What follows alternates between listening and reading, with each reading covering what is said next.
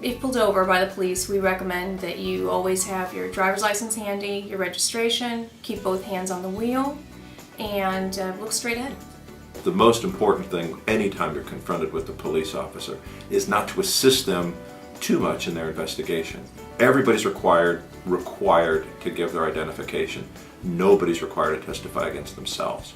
So a lot depends on what the circumstances are. Why are you being pulled over, and what is being alleged against the individual. They're going to ask for identification, and they're probably going to ask for the registration on the vehicle, or all their usual forms of ID that they're entitled to. You can't deny them, and you should not deny them, because then you're facing additional charges.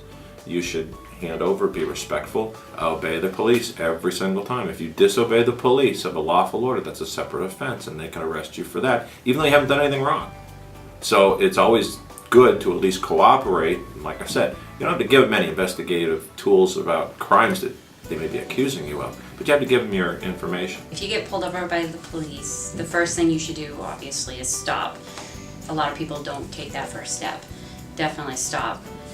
Beyond that, pull over, put your hands on the steering wheel, listen for their instructions. They will tell you what to do. The safest thing for you to do is take those instructions and listen to them. Because when they get out of the car, you'll notice their hands on their hip, it's near their gun. If you're not listening to those instructions, that could become a very dangerous situation for you. So first and foremost, stop, listen to instructions. Then as they walk up to the car, they're going to ask you for your ID and your registration.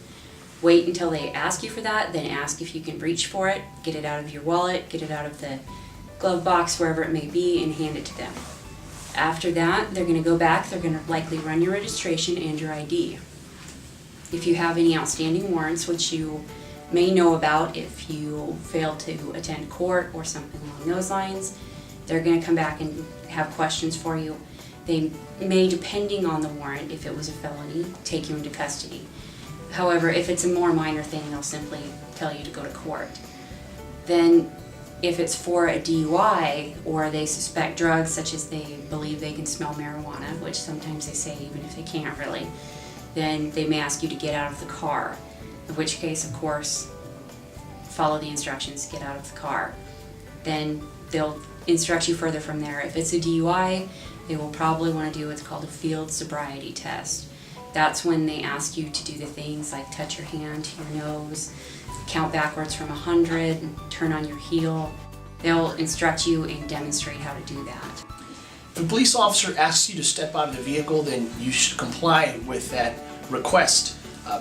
Even though you feel that there may not be a need for you to step out of the vehicle, that's not the time and place to resolve those issues. That's what the courts are for, so it's always best policy to just follow the police officer's instructions. If the police officer, after stopping you, asks you to get out of your car, do so slowly. Undo your seatbelt, which hopefully you've been wearing, and open the car door, slowly get out. Do not make any sudden movements. Again, the police officer may, if you make sudden movements, believe that you are reaching for a weapon of some kind.